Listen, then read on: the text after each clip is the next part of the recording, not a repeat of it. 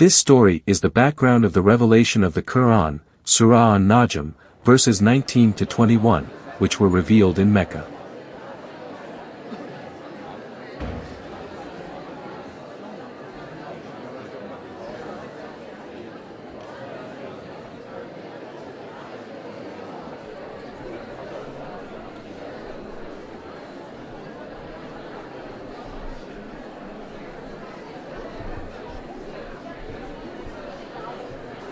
In the past, I can chat with them, worship together with them. But now, we act like enemies. Well, Rasulullah, that may have something to do with the way you pass your divine message to them. Look at them, surrounded by their idols. Why don't they listen to me and worship Allah instead? You used to kiss them too, right? Oh, wait a minute. I think I got another message from Allah. I need to pass it to them. Oh boy, here we go again.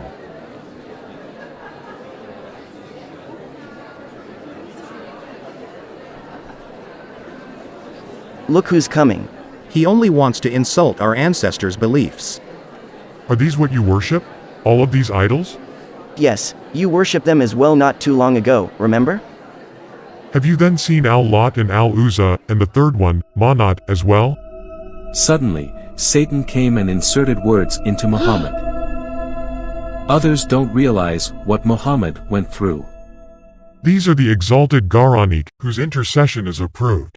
These are the exalted Quranics, which are high-flying cranes. Their intercessions are expected. Wow, Muhammad just praised our gods. He returns back to his previous religion, the religion of our ancestors. Did he just acknowledge other gods besides Allah? Yeah. Maybe Allah has daughters after all. Haha. Tawheed? What Tawheed? After that, Muhammad prostrated in front of the idols.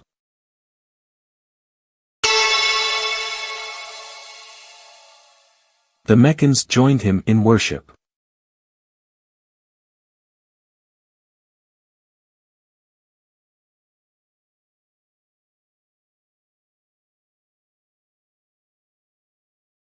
Wow, this is another level.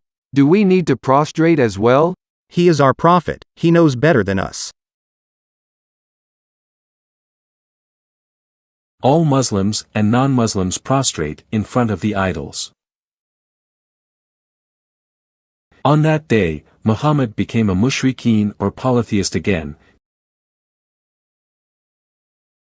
After that, Muhammad apparently still worshipped the gods of the Quraysh, so Allah rebuked him many times to stop doing it. Quran, Surah Al-Mudaththir, verse 1-5. O, you Muhammad, enveloped in garments, arise and warn, and magnify your Lord, and purify your clothes, and keep away from Aruj or the idols. Allah's warning came down because Muhammad was still a polytheist and continued to practice his old habits of worshipping idols and keeping idols in his house, even though he had been appointed as a prophet, and had also received 3 surahs from Allah. Surah Al-Mudaththir is the 4th surah in the Quran. The story about Muhammad keeping idols in his house is mentioned in Sunan Abu Dawud, Nomar 4158. Narrated by Abu Hurairah. The Messenger of Allah said, Jibril came to me and said, I came to you last night and was prevented from entering simply because there were idol statues at the door. For there was a decorated curtain with images on it in the house. And there was a dog in the house. So he ordered me to cut off the head of the idols in the house, the curtain to be cut up, in order to take the dog out. Later on, Jibril came to Muhammad to cancel Muhammad's praise to the goddesses Al-Lat, Al-Uzza, and Al-Manat in Surah An-Najm. But strangely, the cancellation occurred in Surah Al-Hajj, which was revealed in Medina, about 8 years after Muhammad left Mecca. Why wait so long? Apparently, Muhammad did not feel the need to change the verse praising the Quraysh gods, so 8 years passed without any changes to the verse. Surely something happened that urged him to change it. Most likely, his enemies in Medina found the polytheistic verse and they questioned it.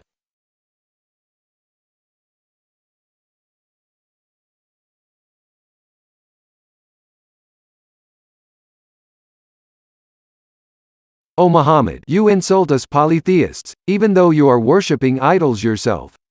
You put your praise of Al-Lat, Al-Uzza, Manat in Quran, Surah An-Najm, verse 19 to 21. How is that? Oh, about those verses, huh? Jibril has just told me that those verses did not come from him, but from Satan, who deceived me so that I said the satanic verses. But no worry, Allah already changed it to this. Have you then seen Al-Lat and Al-Uzza? And the third one, Manat, as well?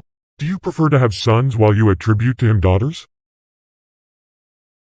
I feel sad because I have mispronounced the holy verses.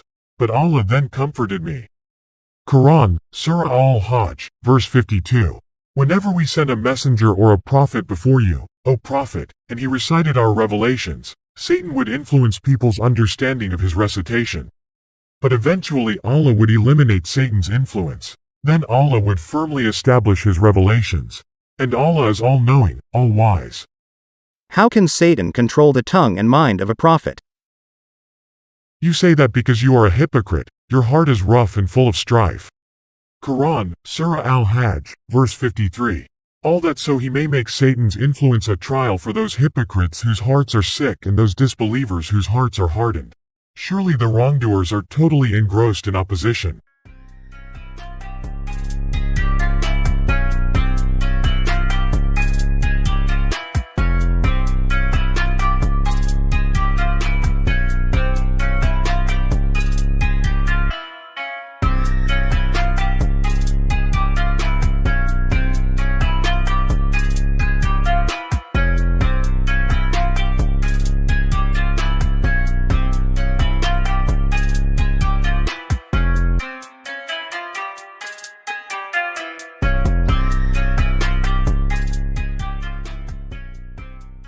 Shirk means associating partners with Allah, or worshipping gods other than Allah.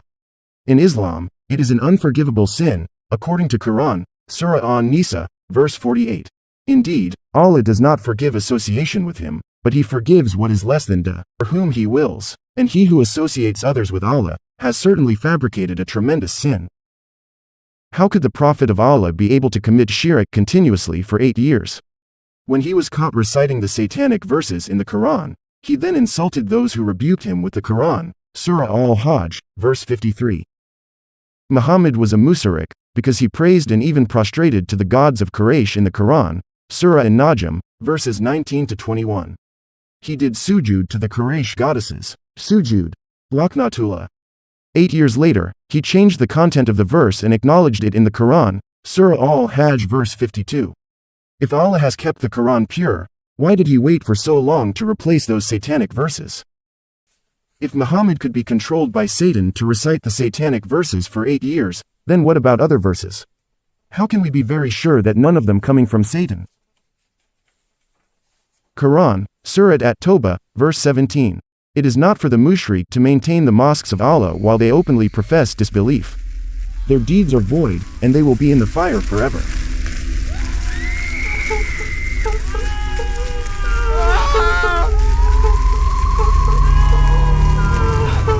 Are you still expecting the Prophet's intercession? He's in hell now.